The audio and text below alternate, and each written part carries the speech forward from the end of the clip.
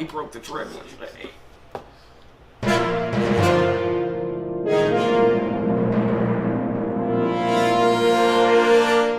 Well, hello again out there, Game Board player fans. Game Board player fans? That makes sense. No, it's good. It's good. Welcome to our next edition of Two Beards and a Board Game. We're looking at the new CMON Limited's Green Horde from Zombicide. You said that right, too. I know. They like it to be said a specific way. I know, but I said everything else wrong. I don't care. Welcome to the Horde. Hoarders. Not Horde. Hoarders. Hordes. Welcome to the Horde. Orc army. This is like World of Warcraft and a board game with zombies. It is. I mean, so many people have played Zombicide, so it's hard to talk about, you know, something that so many people know. I mean, I would say that Zombicide was like my gateway drug into... It was definitely mine. I played the first Zombicide season, fresh off Kickstarter at a different board gaming group, 8 years ago or so now? Yeah. It's been a long time. Forever ago. 4 seasons later, and now Green Horde, and now soon to come Invaders. Yeah, hey, check out that. That should be coming to Kickstarter soon. We Kickstarted this full on, everything. They got the base games out early, which was cool. I mean, it's good to play a game ahead of time like that, but the reason why you back stuff on Kickstarter is to get all the goodies. Especially them, because they always have so many. He was looking at me funny. They have so many stretch goals. It's just ridiculous. We counted them. There's some is it 30? There's like 30. Characters? There's like 30 characters you can play, and 7 or 8 different abominations. There's 2 more necromancers. And there's dragons. There's dragons that are like this big, which I'm super excited about. But all that stuff's in the Kickstarter. Wave 2, which is hopefully sometime this summer. I think the target was June. We'll see if that is ascertainable or not. Yeah. So if you've never played Zombicide, it's 1 to 6 players. It takes about an hour to play, depending on what scenario you're going to play. The rule book comes with, I think, 7 or 8 different scenarios that you can choose from. This one has 10. Yeah. It has, a range of difficulties, range of time frames that you can pick from, depending on how much time you have to play. Right. And essentially, the base idea behind Zombicide is to run around, kill zombies, level up, get items, and complete objectives. Right. It's pretty simple as far as gameplay itself. It's straightforward. You have a couple of actions. Let's blow some shit up. Let's find some stuff. Right. Let's make sure we don't die. Which happens and a lot. we obtain. Yes. They souped up the zombies in this version. Yes. These aren't your traditional human zombies. We've gone into full fantasy land. Yes. This is orc zombies. Correct. However, some of the orc zombies look like goblins. Yeah, they made the runners, if you've played the game, in the previous Zombicide versions, the runners have been distinctly running. Yes. As far as the way their miniature looks. You can tell they're runners because they're kind of skinny and they are. They're kind of like doing one of these actions there that you can tell they're in running poses. In this one, the runners are goblins versus orcs, and one of the sets, there's 2 sets. One of the sets is pretty easy to tell that they're goblins. Yeah. The other set, however, when you're just glancing down at the tray full of miniatures, I don't know, sometimes we end up putting the wrong thing on the board. When we play this, we have to separate out the walkers from the runners so we don't mix it up in gameplay. And because if you run out of runners or run out of walkers, it's detrimental to the game, and there's rules that will adhere to that. Right. So it's very important that you know what's a runner and know what's a walker, because this game, it's very confusing. Yes, you have to set up your mise en place. Yes. Right, that's a what? Mise en place. Okay. That's a cooking thing. Look it up. Mise en place. I'm probably saying it wrong though. Mise en place. So a couple of different things if you have played Zombicide in here in the past. They've added a couple of things here. One is hedges. Hedges and water. Hedges and water. So hedges you can't see through. There's no line of sight through hedges. You jump hedges. However, zombies can't see through hedges either. They'll still follow noise. There's a lot less line of sight in this and a lot more noise. Yes, whereas previous versions of Zombicide, the noise tokens weren't always generally Correct. as necessary. Because you'd almost always somebody was seen unless Yes. everybody was in a building. Right. But with this, the map tiles have tons of hedges on them. And it actually, as far as gameplay goes, if you like playing as a ranger, as a person that uses a bow, it actually kind of takes away from it, because I, in the previous Zombicides, have always liked playing the ranged person. Mm-hmm. However, you can't shoot, you can't see stuff over hedges, and there's one specific weapon, there's a vaulted weapon, that you can shoot through hedges, but other than that, you can't see through hedges. So there's a lot more close quarter combat in this than there was before, because of that. And then there's also water, where if you jump into water, it takes 2 movements to jump out of the water. Right, so it's the idea of simulating that if I'm jumping in water with zombies, I'm not just going to plow right on through this. Right. I'm going to be taking my time, making sure no zombies come up. So that's where you're slowing yourself down to be safe, so to speak. And then the other big, I guess there's 2 other big additions. So we'll go over the Horde first. The way this works is while you're playing, again, if you've never played, there'll be a zombie spawn phase, and you'll draw zombie cards, and that will tell you what to spawn on the board. Typically, that's the way every Zombicide is worked up to date, without fail. This one changes that slightly, in which it tells you what to spawn on the board, but it also adds zombies to an outside Horde area, right? Which can be anywhere. In the Kickstarter edition, it's going to have like a specific tile to put the Horde on. Right. But in any case, it's going to build this Horde up, and then eventually you'll draw a card that will say, release the Horde. And everything goes into whatever square that was there. Everything that was in that Horde space, set off to the side of the game, goes into that square, and it's just there. The way they've kind of counterbalanced that is with the Trebuchet. By the way, this is not supposed to rotate, as we have found out just recently. We broke it, it's okay. We broke it a little, so if you get this, don't try to rotate this, because it looks like it should, but it's not supposed to. But you get the Trebuchet. So the Trebuchet is kind of cool, in which a character can go up to the Trebuchet. They spend essentially their entire turn. And then there's three shot options with Trebuchet. There's essentially scatter shot. 1 damage, 2 damage, 3 damage. Yeah, 1 damage, 2 damage, 3 damage. So 1 damage, you get to roll 6 dice, and so you can take potentially a larger group of people out. The 2 damage, I think you get to roll 2 dice. You can use that to kill. Is it 3 dice? I think it's 6-3-1. 6-3-1. 3 dice so that you can kill the fatties, and then you could also use it with a giant boulder in it to try to kill the abomination. That one you only get one die. 1 die, yeah. And it's 4 or greater, so it means a 50-50 shot on that specific roll anyway. Right. Pretty good odds being able to kill the abomination without having to find the dragon bile and torch. Exactly. Especially because, well, I don't want to give any spoilers away, but there's a scenario in which that's a very limited option, so you pretty much have to use the Trebuchet. Right. But I mean, I like it. I like the idea of the Trebuchet. The Trebuchet can actually shoot into the Horde off the map.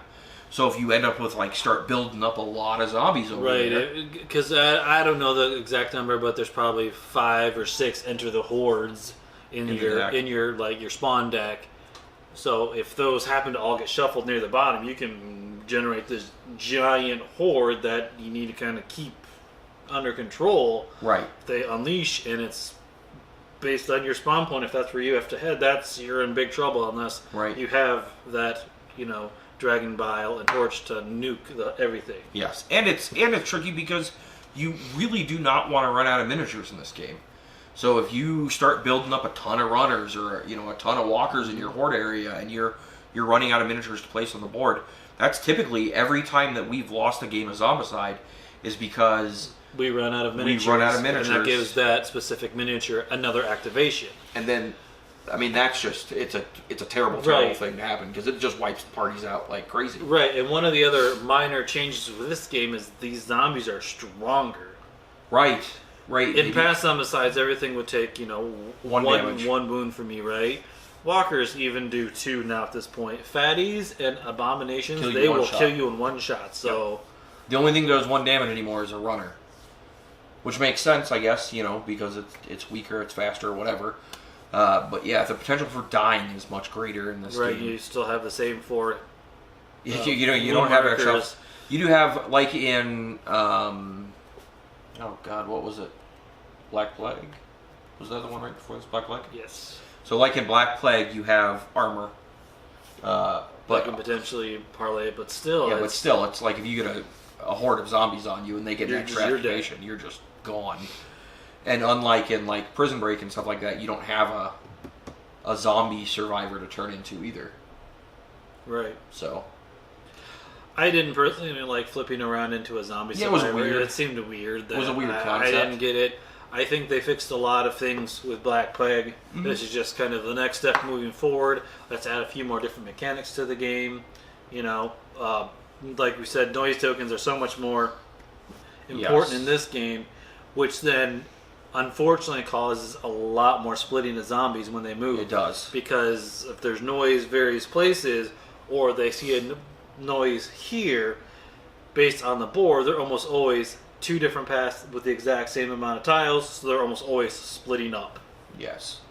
And yet the trebuchet makes no noise when it fires. Foof. Silent. It's because they're Silent. dead before they hear it. Yeah, silent but deadly. I like I think it. that's how it works, but okay. I mean, maybe.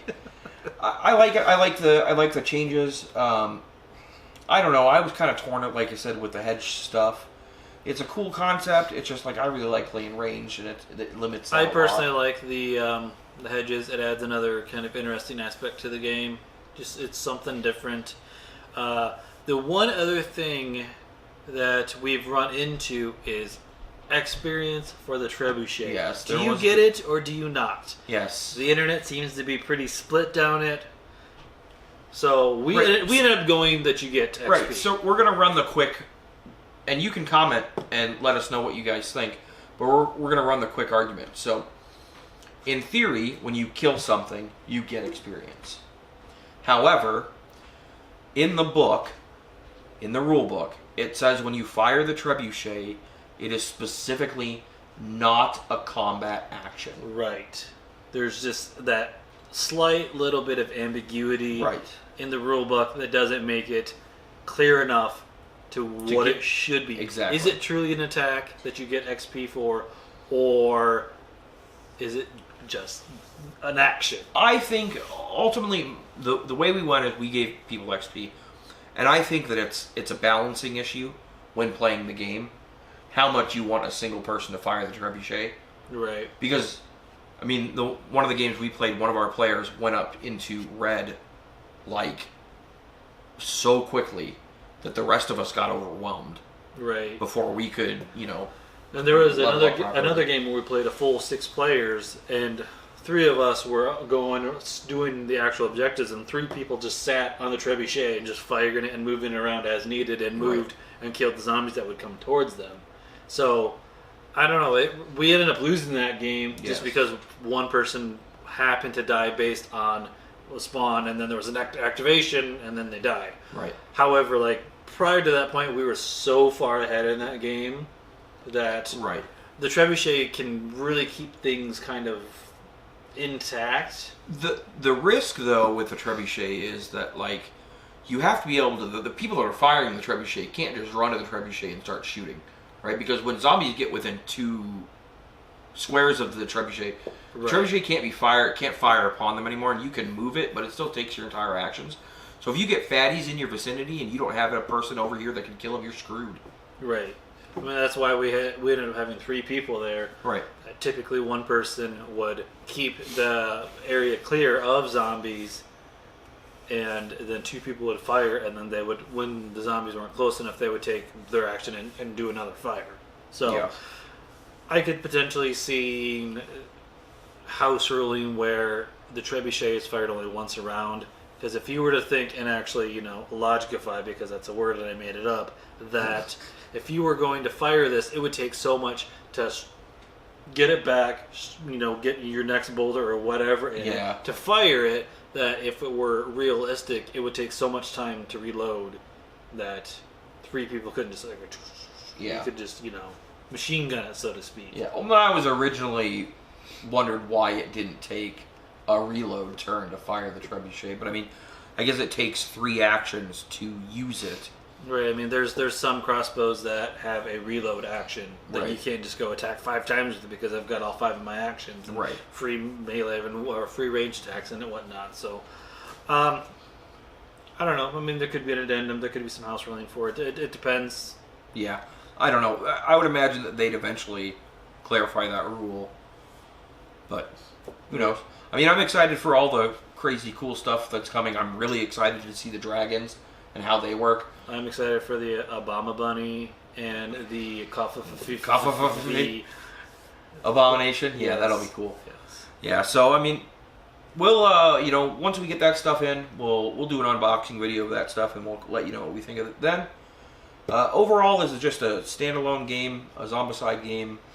I'd probably say 5 out of 7. What is that? Lumberjack? Just one up from Lumberjack, whatever that would be. I don't remember. It's been so long since we've done so many reviews. Let's see. 3 is in the middle and the 4 is in the middle. 4 is Lumberjack. Lumberjack plus 1. Lumberjack plus 1. It'll say at the bottom of the screen Well, what we it is. edit it because we can Whatever do it is, magic like that. Yeah. But, yeah, I'd say 5 out of 7. I really like Zombicide games. They're kind of getting a little repetitive. Yeah, it's, Steam Unlimited and Guillotine Games kind of have that reputation for them that they always put out good games and you're always going to play them. Black Plague integrates with this game seamlessly. Yes. So if you have Black Plague, you can bring your other players into it. Yes. You could bring in any of the extras if you kickstarted Black Plague. You could bring in extra Horde, so you have like a huge amount of zombies and just make your spawn deck huge. Mm-hmm. There's also a one of the Kickstarter items was a Massive Darkness crossover Yes. kit, which we got since we have Massive Darkness as well. So in theory, you could have, I don't know, So many characters. 50 it would take characters you to forever, choose from? Right, forever to go from. Because just off the Kickstarter unlocks, it was, I gotta say, it's in the 30s. Yeah, I'm pretty sure. Plus, I think I got 2 of the expansions that each had at least 1 or 2 heroes in it. So I mean, it's Yeah. ridiculous the amount of heroes that are going to be available to play with, which I think is awesome. It's fun. It's going to allow you to do kind of just, I hate to say house rule type games again, but like I'm just thinking, it'd be pretty awesome to have everybody's a barbarian Right. and everybody's a charge. There's a giant. There's a giant as one of the playable characters. There's a giant, like an undead giant abomination, and then there's a giant character. Hero, yes. Hero. And a lot of the Kickstarter exclusives kind of have likenesses like other characters. There's one that looks like Prince. One looks like Like 11. Yeah, one There's that a looks Wolverine. like Wolverine one, yeah. He's called the Badger though. Yeah. Yeah, there's a lot, they do a lot of plays on that, which I think is Right. nice. Since I haven't read it yet, I would say I would probably go Lumberjack plus 1. Same as me. Yeah. Whatever that rating is. Whatever our magic editing is going Whatever to scroll in front whatever- to actually let us know what it is. Whatever's between Lumberjack and Amish. There's one in between it, yes, but I don't. It's I the can't, one that we can't remember right now. I don't know. You guys don't care that much. It's a You 5 really out, don't care. 5 out of 7. Five- Just read the thing. 5 out of 7, yes. We appreciate you watching the video, guys. Go ahead and hit that like button. Give us a comment, especially about, what you think about those trebuchet rules and if you're excited about the stuff coming out. And we'll see you later. Stay away from the Horde. Unless you like brains, then join the Horde. Yeah.